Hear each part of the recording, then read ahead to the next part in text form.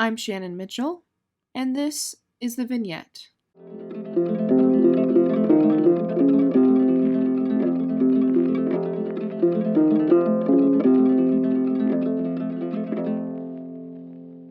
Today's story is an intimate look into societal experimentation and manipulation. Written by E.B. White, here is The Door. Everything he kept saying is something it isn't, and everybody is always somewhere else. Maybe it was the city, being in the city, that made him feel how queer everything was, and that it was something else. Maybe, he kept thinking, it was the name of the things.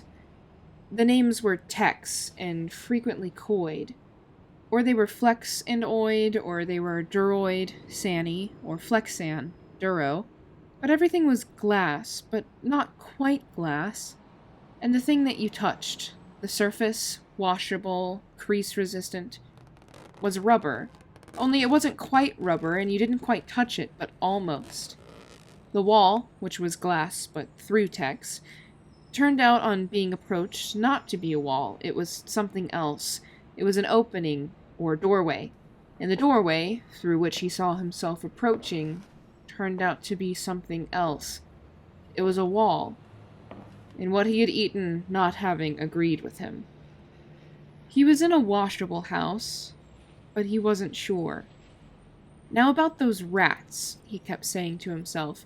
He meant the rats that the professor had driven crazy by forcing them to deal with problems that were beyond the scope of rats, the insoluble problems. He meant the rats that had been trained to jump at a square card with a circle in the middle, and the card, because it was something it wasn't, would give way and let the rat into a place where the food was. But then one day it would be a trick played on the rat, and the card would be changed, and the rat would jump, but the card wouldn't give way, and it was an impossible situation for a rat, and the rat would go insane, and into its eyes would come the unspeakable, bright, imploring look of the frustrated. And after the convulsions were over and the frantic racing around, then the passive stage would set in, and the willingness to let anything be done to it, even if it was something else. He didn't know which door, or wall, or opening in the house to jump at, to get through, because one was an opening that wasn't a door. It was a void, or coid, and the other was a wall that wasn't an opening. It was a sanitary cupboard of the same color. He caught a glimpse of his eyes staring into his eyes in the through-tex, and in them was the expression he had seen in the picture of the rats, weary after convulsions and the frantic racing around, when they were willing and did not mind having anything done to them. More and more, he kept saying, I am confronted by a problem which is incapable of solution.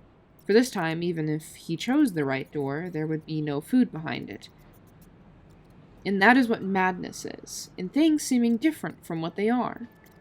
He heard, in the house where he was, in the city to which he had gone, as toward a door which might or might not give way, a noise. Not a loud noise, but more of a low, prefabricated humming. It came from a place in the base of the wall, or stat, where the flue carrying the filterable air was, and not far from the mini piano, which was made of the same material nail brushes are made of, and which was under the stairs. This too has been tested, she said, pointing, but not at it, and found viable. It wasn't a loud noise, he kept thinking, sorry that he had seen his eyes, even though it was through his own eyes that he had seen them. First will come the convulsions, he said, then the exhaustion, then the willingness to let anything be done. And you better believe it will be. All his life he had been confronted by situations which were incapable of being solved, and there was a deliberateness behind all this, behind this changing of the card, or door, because they would always wait till you had learned to jump at the certain card, or door, the one with the circle, and then they would change it on you. There have been so many doors changed on me, he said, in the last 20 years, but it is now becoming clear that it is an impossible situation, and the question is whether to jump again, even though they ruffle you in the rump with a blast of air to make you jump. He wished he wasn't standing by the mini piano. First, they would teach you the prayers and the psalms, and that would be the right door, the one with the circle, and the long, sweet words with a holy sound, and that would be the one to jump at to get where the food was. Then one day you jumped, and it didn't give way, so that all you got was the bump on the nose and the first bewilderment. The first young bewilderment. I don't know whether to tell her about the door they substituted or not, he said. The one with the equation on it and the picture of the amoeba reproducing itself by division. Or the one with the photostatic copy of the check for $32.50. But the jumping was so long ago, although the bump is... How those old wounds hurt. Being crazy this way wouldn't be so bad if only... If only when you put your foot forward to take a step, the ground wouldn't come up to meet your foot the way it does. In the same way in the street, only I may never get back to the street unless I jump at the right door, the curb coming up to meet your foot, anticipating ever so delicately the weight of the body, which is somewhere else. We could take your name, she said, and send it to you. And it wouldn't be so bad if only you could read a sentence all the way through without jumping your eye to something else on the same page. And then, he kept thinking, there was that man out in Jersey, the one who started to chop his trees down, one by one, the man who began talking about how he would take his house to pieces, brick by brick, because he faced a problem incapable of solution, probably. So he began to hack at the trees in the yard, began to pluck with trembling fingers the bricks in the house. Even if a house is not washable, it is worth taking down. It is not till later that the exhaustion sets in. But it is inevitable that they will keep changing the doors on you, he said, because that is what they are for. And the thing is to get used to it, and not let it unsettle your mind, but that would mean not jumping, and you can't. Nobody cannot jump. There will be no not jumping. Among rats, perhaps, but among people, never. Everybody has to keep jumping at a door, the one with the circle on it, because that is the way everybody is, especially some people.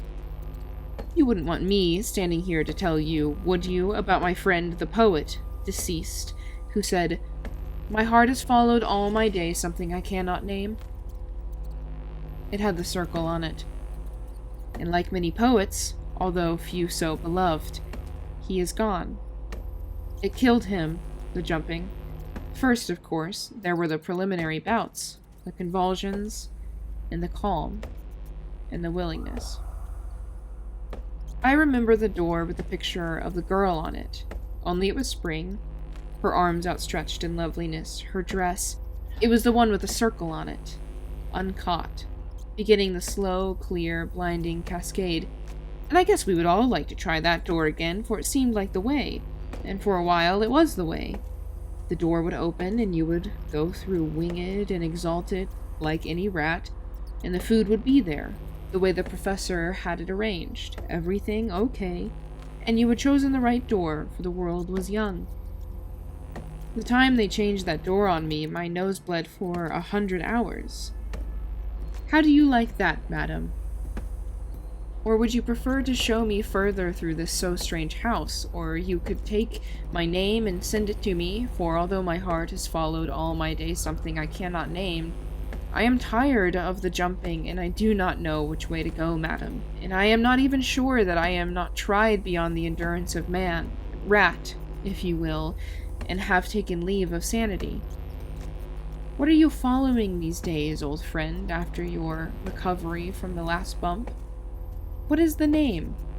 Or is it something you cannot name? The rats have a name for it by this time, perhaps, but I don't know what they call it. I call it plexicoid, and it comes in sheets, something like insulating board, unattainable and ugly proof. And there was the man out in Jersey, because I keep thinking about his terrible necessity, and the passion and trouble he had gone to all those years, and the indescribable abundance of a householder's detail, building the estate and the planting of the trees, and in spring the lawn dressing, and in fall the bulbs for the spring burgeoning, and the watering of the grass on the long light evenings in summer, and the gravel for the driveway. All had to be thought out, planned. And the decorative borders, probably, the perennials and the bug spray, and the building of the house from plans of the architect. First the sills, then the studs, then the full corn in the ear, the floors laid on the floor timbers, smoothed, and then the carpets upon the smooth floors, and the curtains, and the rods therefore. And then, almost without warning, he would be jumping at the same old door, and it wouldn't give. They had changed it on him, making life no longer supportable under the elms and the elm shade, under the maples and the maple shade. Here, you have the maximum of openness in a small room. It was impossible to say. Maybe it was the city, what made him feel the way he did. And I am not the only one either, he kept thinking. Ask any doctor if I am.